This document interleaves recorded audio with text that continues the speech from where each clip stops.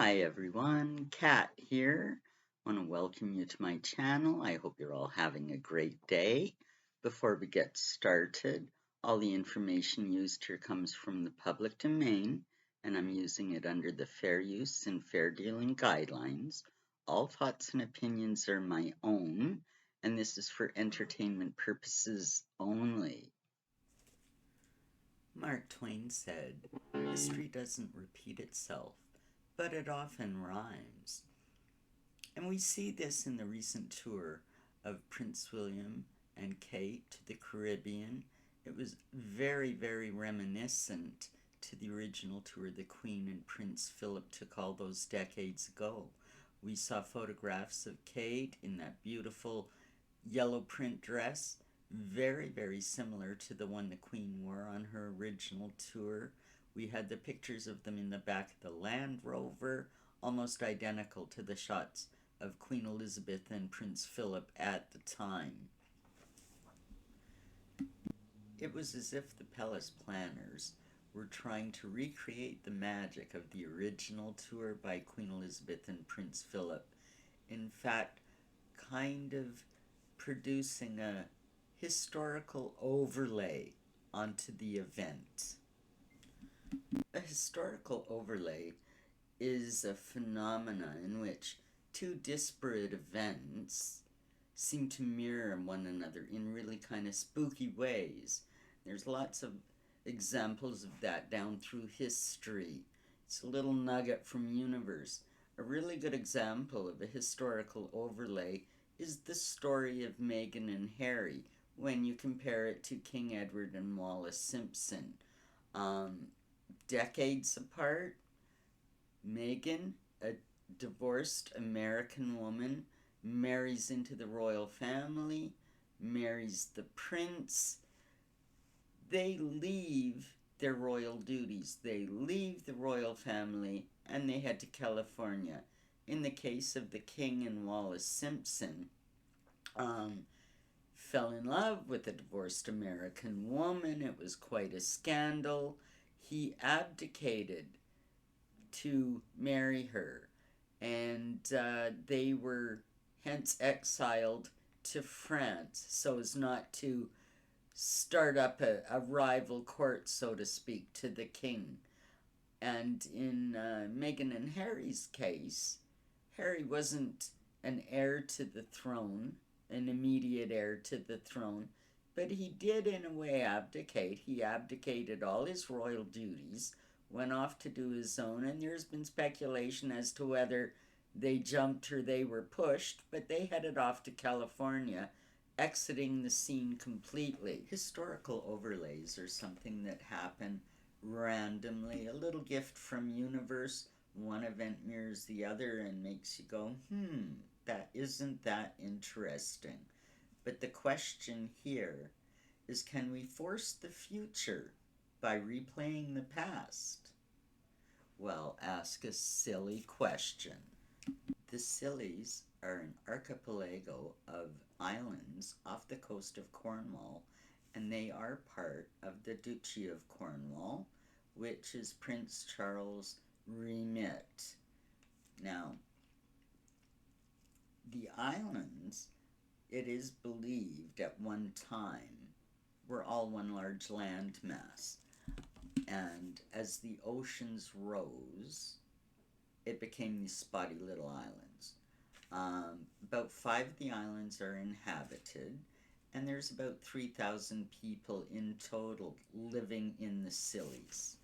The Crown says it owns the Scillies, although researchers and archivists have yet to find any kind of documentation, a deed or a transfer or a transaction, but possession is 9/10 of the law, and if the monarchy says they own it, I don't think there's anybody that's going to dispute that.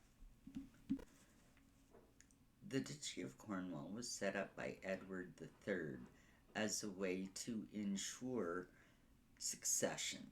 At the time, they didn't have things in place. You could be brought down, this kind of thing. What the duchy did was funded the heir. That's its purpose. Charles runs Scilly like his own little feudal state. As the ruler there, in effect, he can amend the laws, bend the rules when it suits him. Oh, the crown owns Scilly. When it doesn't suit him, you know, he can adjust things to get away with whatever he wants. And there's a lot of disputes with the people that live on Scilly. There's been disputes about inheritance of freehold, rental issues, all kinds of things. And a lot of them are really not pleased with the way that Charles and the Duchy of Cornwall is running things on Scilly. But to Charles, it seems pretty important. Now, could there be more importance to the Isle of Scilly, to the monarchy, than we even know?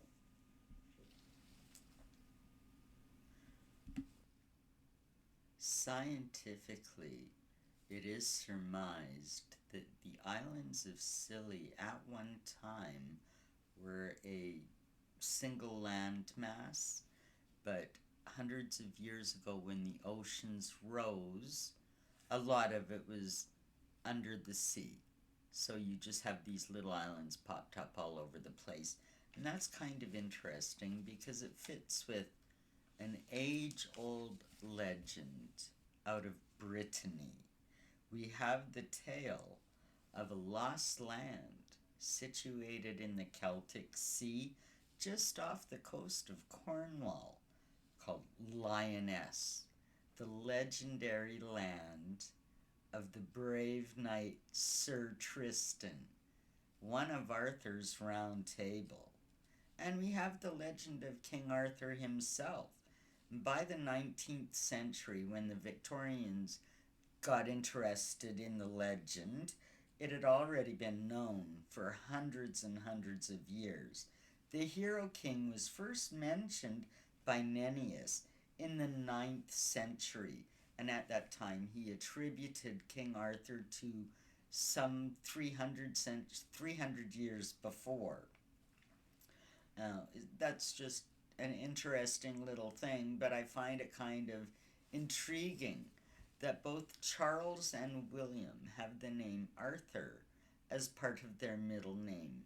So presumably in the future, when one of them would accede to the throne, we have the possibility of having a King Arthur. Charles already has his little fiefdom in Scilly. It's kind of an overlay. We could have a King Arthur. Perhaps one day the water will recede, the islands will rise, the landmass, the ancient mythical land of Avalon will be revealed. It's kind of funny how myth and legend, something to think about, just blends in with the monarchy. Even Princess Diana, at the time she did her interview on the BBC with Martin Bashir, when speaking about William and her hopes that he would ascend to the throne, jumping Charles, she said about William, "I will be his Merlin." I just find these kind of references to the myth and legend interesting.